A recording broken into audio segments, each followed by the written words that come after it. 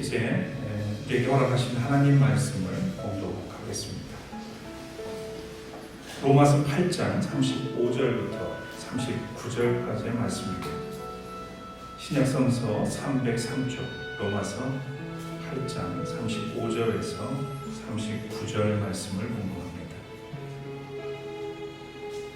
누가 우리를 그리스도의 사랑에서 끊을 수 있겠습니까?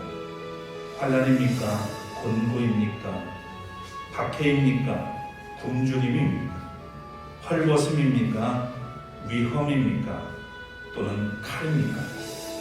성경에 기록된 바 우리는 종일 주님을 위하여 죽임을 당합니다. 우리는 도살당할 양과 같이 여김을 받았습니다 한 것과 같습니다. 그러나 우리는 이 모든 일에서 우리를 사랑하여 주신 그분을 힘입어서 이기고도 남습니다. 나는 확신합니다. 죽음도 삶도 천사도 권세자들도 현재일도 장래일도 능력도 높음도 깊음도 그 밖에 어떤 피조물도 우리를 우리 주 예수 그리스도 안에 있는 하나님의 사랑에서 끊을 수 없습니다. 이는 하나님의 말씀입니다. 하나님께 감사드립니다.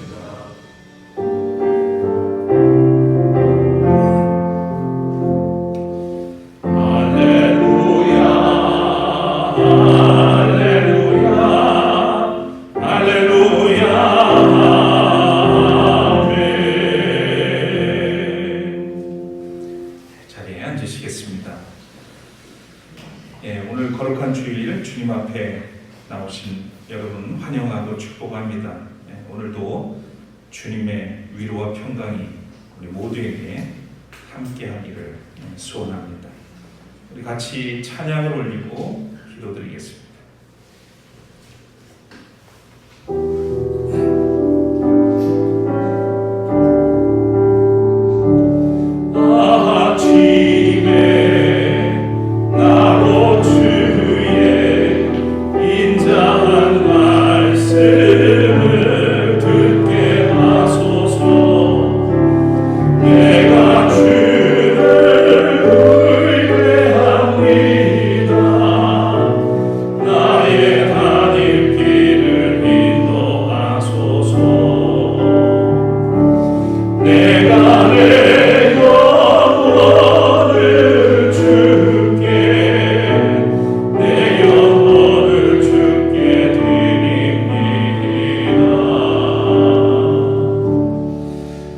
주님, 오늘도 우리를 이 거룩한 예배에 불러주셨으니 예배하신 말씀으로 우리에게 은총을 덧입혀 주시고 깨달을 바를 깨닫게 하시고 또 결단할 수 있도록 우리를 이끌어 주시옵소서.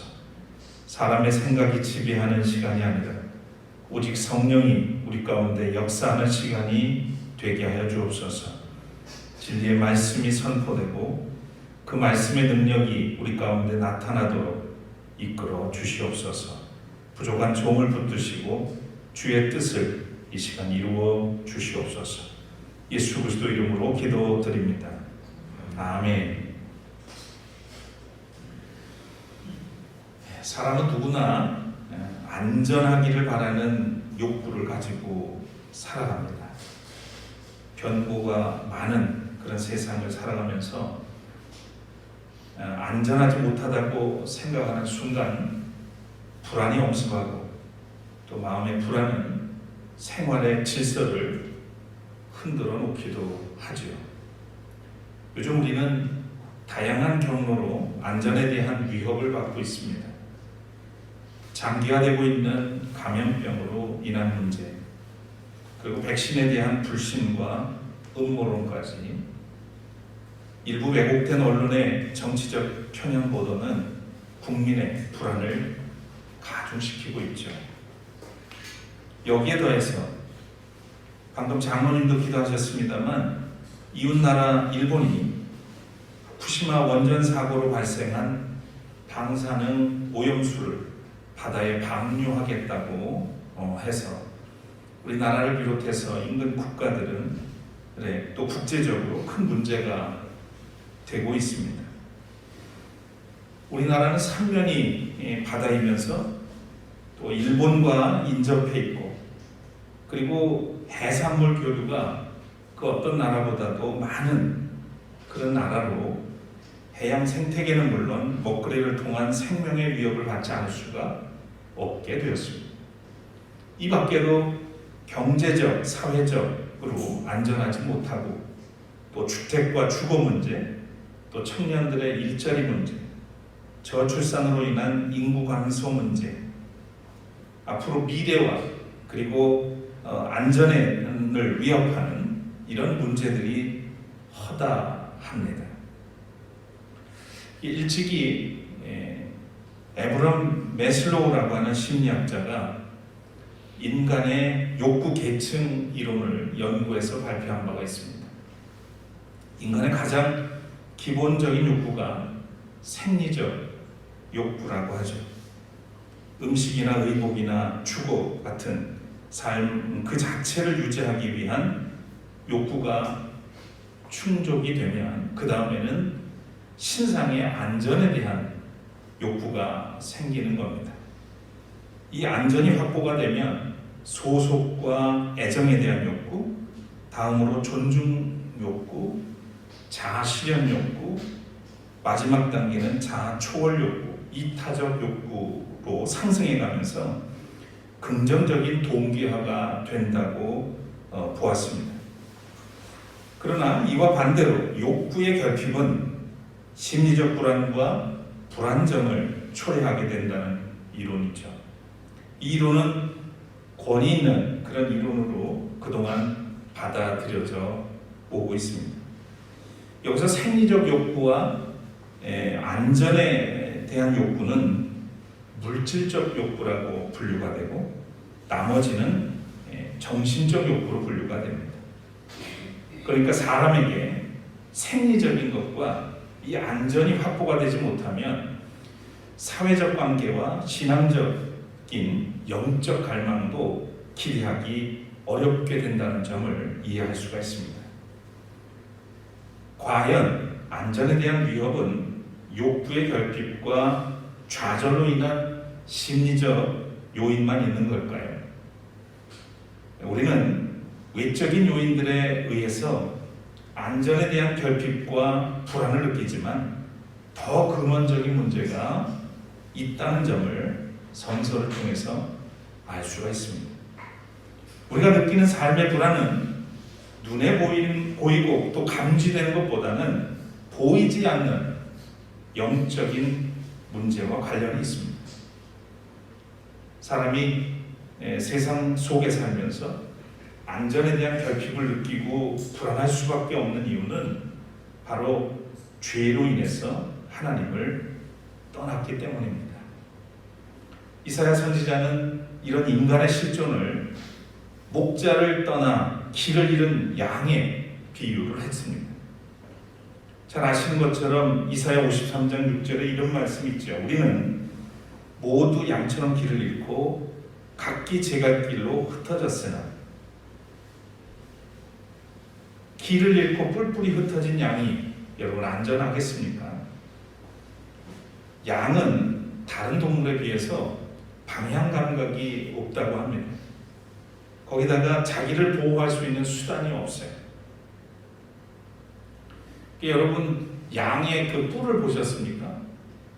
다른 동물의 뿔은 이렇게 앞으로 향했든지 옆으로 향했든지, 그래서 뭔가 문제가 생기면 그 뿔로 받아서라도 자기를 보호할 수 있는 게 되는데, 양은 그 뿔이 있는데 뿔 말려 있어요. 그러니까 전혀 다른 대상에게 공격할 수 있는 구조를 갖고 있지 못합니다. 그래서 방향 감각이 없기 때문에 양을 몰 때는 세퍼트가 앞에서 방향을 이끌고 가고, 목자는 뒤에서 양들의 무리를 보호합니다. 자, 그러니까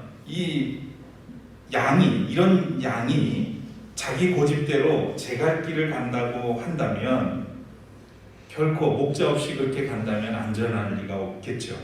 그래서 절벽으로 떨어지든지, 때로는 맹수들에게 그 밥이 될 그런 공산이 큽니다.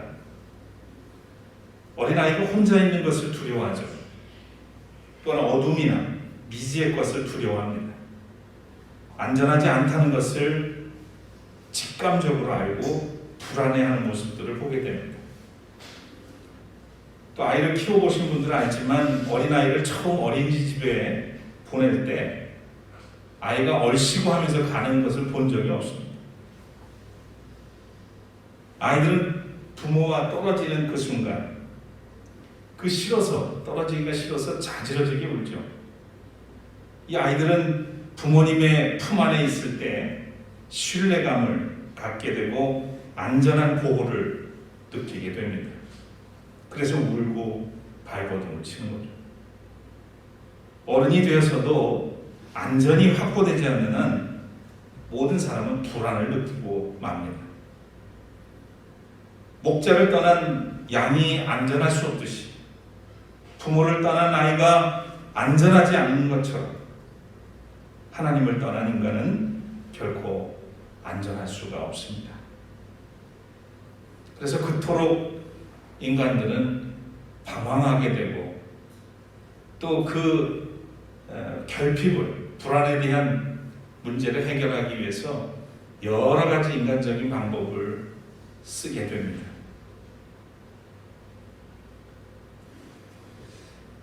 나름 상당한 개구장이었던 제가 초등학교 5학년 때 아버지께서 갑자기 돌아가시게 됐습니다. 그래서 제가 기가 꺾이고 말았죠.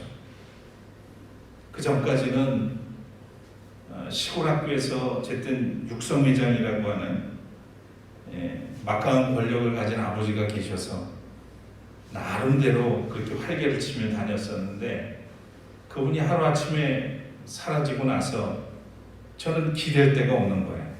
불안해지기 시작합니다. 그 든든한 배경이 사라졌다는 생각 때문에 말과 행동을 굉장히 조심했던 기억이 납니다. 뒷일을 책임져 줄 사람이 없기 때문에 친구들이 좀 이상하게 생각했을 정도로 제가 달라졌습니다. 그때 물론 저는 교회에 열심히 다니는 교회학교 어린이이기도 했었어요. 그런데 개구진 건 할 수 없죠. 지금 보면 여러분 상상이 안 갈 거예요. 제가 어릴 때 그렇게 개구장이었다는 거. 중학교 1학년 때인데 어머니마저 병원으로 돌아가셨습니다. 지금 저의 나이에 돌아가시는 거죠. 그때 홀로 남아있다는 그런 불안감, 그것을 안고 그때부터 살아야 했습니다. 형제가 여럿이 있어도 부모님의 존재를 대신할 수는 없었습니다. 그러니까 안전에 대한 결핍은 여전했던 거죠. 그때 제 마음의 피난처는 교회였습니다. 참 다행이죠. 지금도 생각하면 참 다행이라고 생각합니다. 그렇게 교회 생활을 열심히 하던 중에 내 인생에 가장 안전한 피난처 되시는 주님을 전인격적으로 만나게 됐습니다. 비로소 삶의 평안을 얻을 수 있었죠. 그 전까지는 하나님을 원망하게 됐습니다. 하나님은 왜 남들은 다 부모님이 있는데 나에게서 이 부모님을 거두어 가셨을까? 늘 그것을 하나님 앞에서 물었고 그 허전함과 불안함을 하나님 앞에 토로했던 기억이 납니다. 돌아오실 수 없음에도 불구하고 제 마음속에 그 두 분의 자리가 항상 비어 있었기 때문이죠.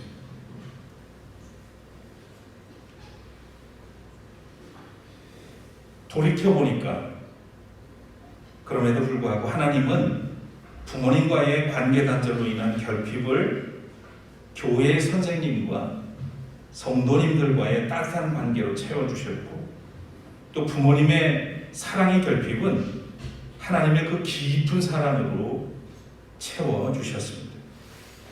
그래서 오늘의 저로 살게 된 것이죠. 모든 것이 은혜가 아닌 게 없습니다. 저의 이런 마음과 고백을 담은 시가 시편에 있더라고요. 다윗이 쓴 시입니다. 시편 46편에 보니까 이렇게 쓰여져 있습니다. 하나님은 우리의 피난처시며 우리의 힘이시며 어려운 고비마다 우리 곁에 계시는 구원자시니 땅이 흔들리고 산이 무너져 바닷속으로 빠져들어도 우리는 두려워하지 않는다. 물이 소리를 내면서 거품을 내뿜고 산들이 노하여서 뒤흔들려도 우리는 두려워하지 않는다. 이렇게 노래했습니다. 이 다윗의 고백은 저의 고백이기도 합니다. 여러분, 우리에게 안전한 곳이 어디입니까? 다윗의 노래처럼 그곳은 하나님이십니다. 나의 피난처, 나의 힘, 나의 구원자입니다. 나를 안전하게 지키시는 분이 살아계셔서 우리는 두려움과 불안에서 벗어나서 평화를 누리게 됩니다. 그런데 우리는 거짓 안전을 경계해야 합니다. 누가복음 12장에 보면 한 부자 농부 이야기가 나옵니다. 예수께서 비유로 들려주신 그런 말씀인데요. 비유 속 농부는 열심히 일을 해서 많은 소득을 올렸습니다. 그런데 걱정이 하나 생겼죠. 그것을 보관할 창고가 둘 곳이 부족했습니다. 성경에 보면 이렇게 쓰여져 있습니다. 그는 혼자 말하였다. 이렇게 해야겠다. 내 곡간을 헐고서 더 크게 짓고 내 곡식과 물건들을 다 거기에다가 쌓아두겠다. 그리고 내 영혼에게 말하겠다. 영혼아, 여러 해 동안 쓸 물건을, 많은 물건을 쌓아뒀으니 너는 마음 놓고 먹고 마시고 즐겨라. 이 농부는 스스로 안전장치를 만들려고 했던 겁니다. 과연 이 농부의 안전은 지켜졌을까요? 많은 소득을 쌓아놓을 창고를 그 창고가 부족하니 헐고 다시 크게 짓고 거기에 보관하고 오래도록 먹고 마시며 즐기면서 살겠다 하는 그의 이 안전장치, 이 농부의 안전장치는 지켜졌을까요? 우리는 잘 압니다. 그렇지 않습니다. 하나님은 다른 계획을 가지고 계셨죠. 성경에 이렇게 쓰여 있습니다. 그러나 하나님께서 말씀하셨다. 어리석은 사람아, 오늘 밤에 내 영혼을 네게서 도로 찾을 것이다. 그러면 내가 장만한 것들이 누구의 것이 되겠느냐? 결론적으로 이 농부는 자신의 안전을 재물과 소유에 맡겼습니다. 그것이 안전을 지켜줄 것이라고 생각했던 거죠. 우리는 거짓 안전을 경계해야 합니다. 오늘날 그리스도인들도 그리고 그 밖에 많은 사람들도 많은 재물을 모아놓고 좋은 집들을 여러 채 가지고 있고 그러면 안전할 거라고 생각하며 사는 사람들이 얼마나 많습니까? 근데 그것이 그 삶을 온전히 지켜줄까요? 돈과 인기와 권력과 인맥과 성공과 학벌이 삶의 안전을 지켜줄 것처럼 우리는 은연중에 교육을 받았고 그렇게 생각하면서 살아갑니다. 요즘 주식과 또 전자화폐로 대박을 꿈꾸다가 쪽박을 차는 사람들이 늘어나고 있습니다. 돈을 미래의 안전장치로 생각하다가 생존의 위협과 불안의 늪으로 빠지게 된다는 얘기죠. 신앙적으로 경계할 것이 있습니다. 무모한 열심과 경건의 모양을 쫓는 사람들이 있습니다. 교회는 다니는데 복음의 본질과 진리가 아닌 것에 열심을 내는 거죠. 예수님은 주님의 이름을 부르는 어떤 사람들에 대해서 단호하게 이렇게 말씀하셨습니다. 좋은 나무인지 나쁜 나무인지는 그 열매를 보아서 안다고 말씀하시면서 나더러 주님 주님 하는 사람이라고 해서 다 하늘나라에 들어가는 것이 아니다. 하늘에 계신 내 아버지의 뜻을 행하는 사람이라야 들어간다. 그날에 많은 사람이 나에게 말하기를 주님 주님, 우리가 주님의 이름으로 예언을 하고 주님의 이름으로 귀신을 쫓아내고 또 주님의 이름으로 많은 기적을 행하지 않았습니까? 할 것이다. 그때 내가 그들에게 분명히 말할 것이다. 나는 너희를 도무지 알지 못한다. 불법을 행하는 자들아, 내게서 물러가라. 여러분, 이 말씀을 어떻게 이해하고 계십니까? 이 사람들은 자기들이 주님의 이름으로 이런저런 일들을 했으니 스스로 안전할 것이라고 생각합니다. 주님은 그런데 그들을 모른다고 말씀합니다. 그들은 거짓 안전에 취해 있습니다. 이것은 신앙생활하는 사람들이 가지고 있는 거짓 안전에 놓여 있는 상태를 말합니다. 얼마나 뜨겁게, 얼마나 열심히 기도하면서 능력을 다 가진 것처럼 성령을 막 부려가면서 그렇게 신앙생활하는 사람들이 있어요. 근데 그것이 자기 안위를 위한 장치로 생각하고 그런 방편으로 생각하는 신앙인들이 주변에 있습니다. 경계해야 된단 말이죠. 본질이 아닌 그런 것에 더 집착하는 이런 신앙들은 오히려 나는 모른다. 주님이 그렇게 말씀하신다는 거죠.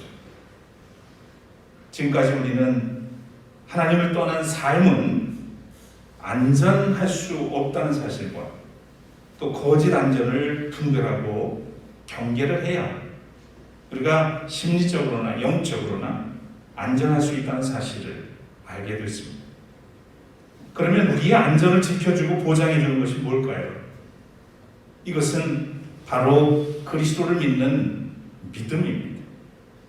그리스도 안에 참된 안전이 있고 구원이 있다는 사실을 신약성서는 우리에게 일관되게 말씀하고 있죠. 마태복음에 보면 예수님과 제자들이 배를 타고 갈릴리 호수를 지나다가 거대한 풍랑을 만나게 됩니다. 그래서 큰 위험에 처하게 되죠. 이들은 생존의 위협을 느끼고 배 아래에서 잠들어 계신 예수님을 흔들어 깨웁니다. 주님, 살려주십시오. 우리가 죽게 됐습니다. 제자들은 이 풍랑을 보고 크게 놀랐던 겁니다. 그러나 주님은 그 풍랑이 있는 바다를 잔잔케 하시기 전에 먼저 제자들의 적은 믿음을 꾸짖으셨어요. 왜들 무서워하느냐? 이 믿음이 적은 자들아. 예수님께서 이렇게 말씀하신 이유가 뭡니까? 주님이 보시기에 제자들이 안전하지 못했던 이유는 풍랑이 아니었습니다. 배 안에 함께 계시는 주님을 믿지 못해서 위협을 느끼고 불안해했다는 말씀인 거죠. 사도 요한에 의하면 예수님께서 제자들과 작별을 앞둔 그런 시점에 이렇게 말씀하셨습니다. 너희는 마음에 근심하지 말아라. 하나님을 믿고 또 나를 믿어라. 믿음이 있는 자에게는 근심이 사라지게 됩니다. 여러분, 예수 그리스도에 대한 절실한 그리고 진실한 믿음이 우리를 안전으로 인도합니다. 우리가 예수님을 온전히 믿고 하나님의 사랑과 은혜로 주 안에 살 때 얼마나 안전한지를 사도 바울이 증언한 것, 그것이 바로 오늘 본문의 말씀입니다. 누가 우리를 그리스도의 사랑에서 끊을 수 있겠습니까? 환난입니까? 곤고입니까? 박해입니까? 굶주림입니까? 헐벗음입니까? 위험입니까? 아니면 칼입니까? 그 누구도 그 무엇도 하나님과 맺어진, 믿음으로 맺어진 그 관계를 끊을 수 없다고 말합니다. 믿음으로 맺어진 그리스도 안에, 그리고 세상이 줄 수 없는 그 확실한 안전과 평안이 있음을 강조하고 있는 거죠. 그리고 이렇게 선포했습니다. 우리는 이 모든 일에서 우리를 사랑하여 주신 그분을 힘입어 이기고도 남습니다. 이기고도 남습니다. 나는 확신합니다. 죽음도, 삶도, 천사들도, 권세자들도, 현재 일도, 장래 일도, 능력도, 높음도, 깊음도, 그 밖에 어떤 피조물도 우리를 우리 주 예수 그리스도 안에 있는 하나님의 사랑에서 끊을 수 없습니다. 끊을 수 없습니다. 그리스도 안에 있는 하나님의 사랑을 끊을 수 없다는 것은 영원한 안전이 보장되어 있다는 의미입니다. 여러분은 지금 안전하십니까? 우리는 외적으로 우리의 안전을 위협하는 요소들을 제거하기 위해서 때로는 투쟁하고 싸워서라도 안전을 쟁취할 필요가 있습니다. 코로나 바이러스와 같은 것, 또 일본의 방사능 오염수 방출 문제, 또 우리와 가까운 제8부지에서 암암리에 진행하고 있는 주피터 프로젝트 같은 이런 문제들, 개인은 물론이고 공동체를 위협하는 문제는 우리가 연대해서 안전을 확보할 방법을 강구해야 하고 때로는 싸워야 한다는 말입니다. 그래서 쟁취해야 되는 거죠. 누가 대신해 주지 않습니다. 때로는 기다려도 오지 않을 때가 있습니다. 필요하다면 우리가 싸워야 하는 겁니다. 그런데 우리에게 있는 이 심리적 영적 불안도 우리의 삶을 위협하고 있음을 깨달아야 되겠죠. 그리고 우리는 거짓 안전에 속고 있는 것은 아닌지 또 살펴봐야 합니다. 여러분 혹 건강의 문제로 불안하십니까? 돈 문제나 생계 문제로 지금 위협을 받고 계십니까? 주거 문제로 고민이 되십니까? 자녀나 가족에 문제가 있습니까? 그럴 수 있습니다. 스스로 해결해야 하는 그런 문제들이 우리에게는 참 많이 있습니다. 우리의 눈에는 현실적인 풍랑이 아주 크게 보일 때가 있습니다. 그러나 그리스도를 믿는 사람들은 풍랑이 삶을 위협해 올수록 주님을 바라보고 의지할 때임을 압니다. 분명한 것 한 가지는 주 예수 그리스도 안에 있는 하나님의 사랑에서 우리를 끊을 자가 없다는 사실입니다. 진정한 안전, 영원한 안전은 예수 그리스도를 믿는 믿음, 반석 위에 세워진 믿음의 선물입니다. 미국의 폴 트리 목사는 안전이라는 시에서 이런 내용으로 고백을 합니다. 나는 안전합니다. 오늘 주보에도 실어놨습니다. 나는 안전합니다. 어려움이 없어서도 아니고 위험이 없어서도 아닙니다. 질병에서 면제되어서도 아니고 가난으로부터 벗어나서도 아닙니다. 내가 안전한 것은 주님 때문입니다. 주님이 나를 위해서 자신을 내어주셨고 지금 나와 함께 하시기 때문입니다. 여러분, 이 고백이 우리의 고백이 되어서 주 안에서 늘 안전하고 또 하늘로부터 주시는 평화를 누릴 수 있기를 축원합니다. 예. 하나님은 우리의 피난처입니다. 이 내용을 담은 찬양 우리 함께 부르고 고백하면서 기도드리겠습니다. 하나님은 우리의 피난처 되시며, 오늘 말씀을 다시 한번 되새기면서 이 찬양 속에서 위로받으시고 다시 한번 우리가 의지할 대상이 누구인가에 대한 분명한 믿음의 고백을 하면서 이 찬양 함께 하시겠습니다.